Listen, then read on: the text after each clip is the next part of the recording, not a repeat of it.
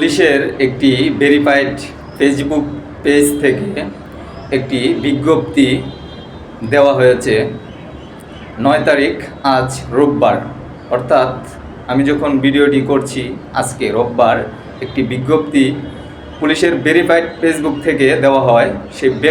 সেই বিজ্ঞপ্তিতে জানানো হয় 1 জুলাই থেকে 5 আগস্ট পর্যন্ত ছাত্র জনতার উপর যে হামলার ভিডিও ও ছবি আপলোড করার জন্য পুলিশের একটি ওয়েবসাইটে আপলোড করার জন্য আহ্বান জানিয়েছে।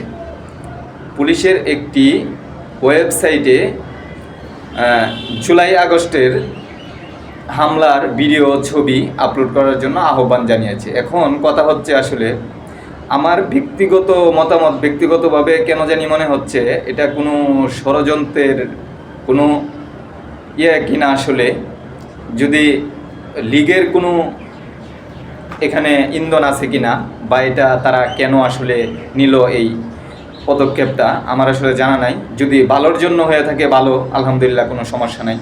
যদি আবার লীগের কোনো ইন্ধন এখানে থাকে তাহলে তো আর কোনো কিছু বলার নেই।